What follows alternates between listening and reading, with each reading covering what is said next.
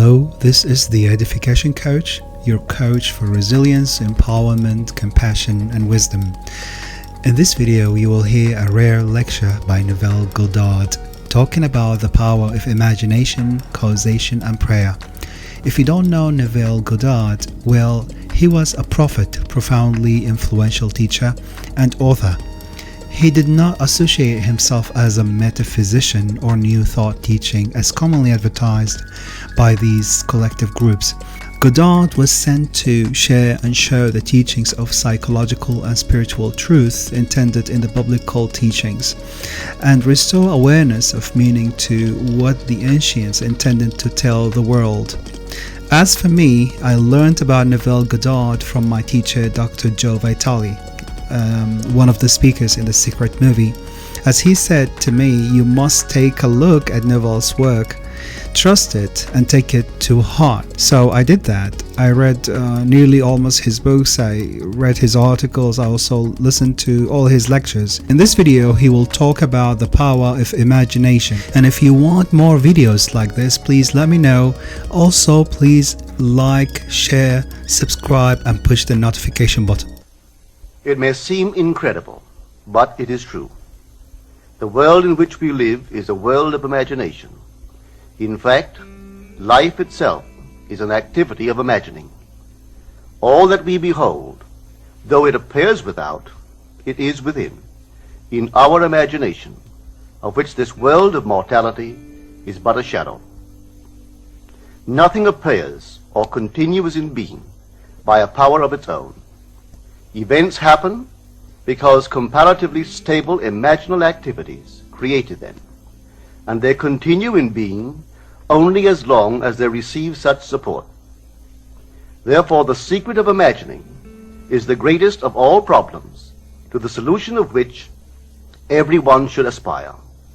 For supreme power, supreme wisdom, and supreme joy lie in the solution of this great mystery. When man solves the mystery of imagining, he will have discovered the secret of causation, and that is, imagining creates reality. Divine imagining and human imagining are not two powers at all, but one. The valid distinction which exists between them lies not in the substance with which they operate, but in the degree of intensity of the operant power itself. Acting at high tension, an imaginal act is an immediate objective fact. Keyed low, an imaginal act is realized in a time process. Human history, with its forms of governments, its revolutions, its wars, and in fact the rise and fall of nations, could be written in terms of the imaginal activities of men and women. All imaginative men and women are forever casting forth enchantments, and all passive men and women who have no powerful, imaginative lives are continually passing under the spell of their power. If imagination is the only thing that acts or is in existing beings or men, as Blake believed, then we should never be certain that it was not some woman treading in the winepress who began that subtle change in men's minds, or that the passion because of which the earth has been drenched in blood did not begin in the imagination of some shepherd boy, lighting up his eye for a moment before it ran upon its way. The future is the imaginal activity of man in its creative march. Imagining is the creative power, not only of the poet, the artist, the actor, and orator, but of the scientist, the inventor, the merchant, and the artisan. Its abuse in unrestrained, unlovely image-making is obvious, but its abuse in undue repression breeds a sterility which robs a man of actual wealth of experience. Imagining novel solutions to ever more complex problems is far more noble than to restrain or kill out desire. Life is the continuing solution of a continuously synthetic problem. Imagining creates events. Our world, created out of men's imagining, comprise unnumbered warring beliefs. Therefore, there can never be a perfectly stable or static state. today's events are bound to disturb our yesterday's established order. Imaginative men and women invariably unsettle a pre-existing peace of mind. Hold fast to your ideal in your imagination.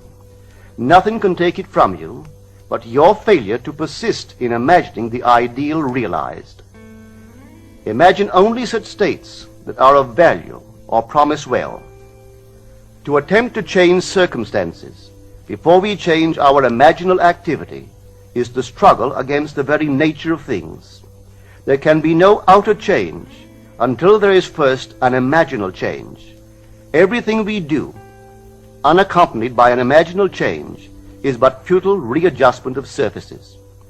Imagining the wish fulfilled brings about a union with that state, and during that union we behave in keeping with our imaginal change.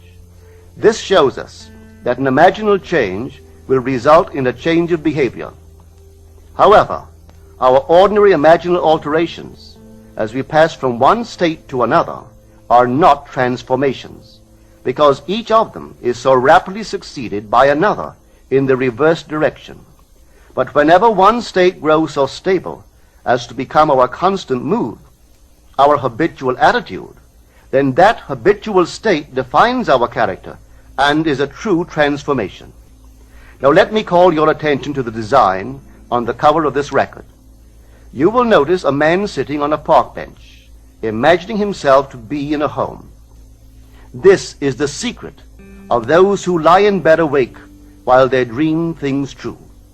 They know how to live in their own dream house until, in fact, they do. Man, through the medium of a controlled waking dream, can predetermine his future. That imaginal activity of living in the feeling of the wish fulfilled leads man across a bridge of incident to the fulfillment of the dream. If we live in the dream, thinking from it and not of it, then the creative power of imagining will answer our adventurous fancy, and the wish fulfilled will break in upon us and take us unawares. Man is all imagination. Therefore, a man must be where he is in imagination, for his imagination is himself. To realize that imagination is not something tied to the senses or enclosed within the spatial boundary of the body is most important. Although man moves about in space by movement of his physical body, he need not be so restricted. He can move by a change in what he is aware of. However real the scene on which sight rests, man can gaze on one never before witnessed. He can always remove the mountain if it upsets his concept of what life ought to be. This ability to mentally move from things as they are to things as they ought to be is one of the most important discoveries that man can make. It reveals man as a center of imagining, with powers of intervention which enable him to alter the course of observed events, moving from success to success through a series of mental transformations of nature, of others, and himself. How does he do it? Self-abandonment. That is the secret. He has to abandon himself mentally to his wish fulfilled, in his love for that state, and in so doing live in the new state and no more in the old state. Now we can't commit ourselves to what we do not love. So the secret of self-commission is faith plus love. Faith is believing what is incredible. We commit ourselves to the feeling of the wish fulfilled, in faith that this act of self-commission will become a reality, and it will, because imagining creates reality. Imagination is both conservative and transformative. It is conservative when it builds its world from images supplied by memory and the evidence of the senses. It is creatively transformative when it imagines things as they ought to be, building its world out of the generous dreams of fancy. In the procession of images, the ones that take precedence naturally are those of the senses. Nevertheless, a present sense impression is only an image. It does not differ in nature from a memory image or the image of a wish. What makes a present sense impression so objectively real is the individual's imagination functioning in it and thinking from it, whereas in a memory image or a wish, the individual's imagination is not functioning in it and thinking from it, but is functioning out of it and thinking of it. If the individual would enter into the image in his imagination, as the design on the cover of this record suggests, then would he know what it is to be creatively transformative. Then would he realize his wish, and then he would be happy. Every image can be embodied, but unless man himself enters the image and thinks from it, it is incapable of birth. Therefore it is the height of folly to expect the wish to be realized by the mere passage of time. That which requires imaginative occupancy to produce its effect obviously cannot be effected without such occupancy. We cannot be in one image and not suffer the consequences of not being in another. Imagination is spiritual sensation. Enter the image of the wish fulfilled, then give it sensory vividness and tones of reality by mentally acting as you would act were it a physical fact. Now this is what I mean by spiritual sensation. Imagine that you are holding a rose in your hand. Smell it. Do you detect the odor of roses? Well, if the rose is not here, why is its fragrance in the air? Through spiritual sensation, that is, through imaginal sight, sound, scent, taste, and touch, man can give to the image sensory vividness. If he does, all things will conspire to aid his harvesting. And on reflection, he will see how subtle were the threads that led to his goal. He could never have devised the means which his imaginal activity used to fulfill itself. If man longs to escape from his present sense fixation, to transform his present life into a dream of what might well be, he has but to imagine that he is already what he wants to be, and then feel the way he would expect to feel under such circumstances. Let him, like the make-believe of a child who is remaking the world after its own heart, create his world out of pure dreams of fancy. Let him mentally enter into his dream. Let him mentally do what he would actually do were it physically true. He will discover that dreams are realized not by the rich, but by the imaginative. Nothing stands between man and the fulfillment of his dreams but facts, and facts are the creations of imagining. If man changes his imagining, he will change the facts. Man and his past are one continuous structure. This structure contains all of the facts which have been conserved and still operate below the threshold of his surface mind. For him, it is merely history. For him, it seems unalterable, a dead and permanently fixed past. But for itself, it is living. It is part of the living age. We cannot leave behind us the mistakes of our past, for nothing disappears. Everything that has been is still in existence. The past still exists, and it gives and still gives its results.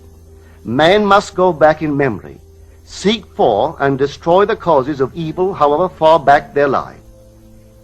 This going into the past and replaying a scene of the past in imagination as it ought to have been played the first time, I call revision.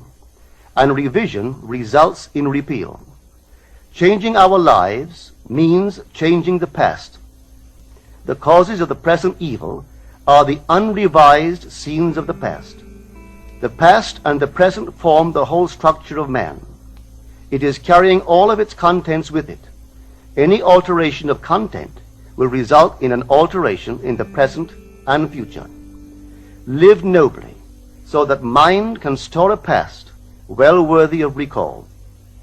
Should you fail to do so, remember, the first act of correction or cure is always revise.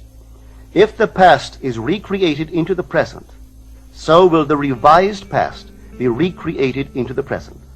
Or else, the promise that though your sins are like scarlet, they shall be as white as snow, is a lie.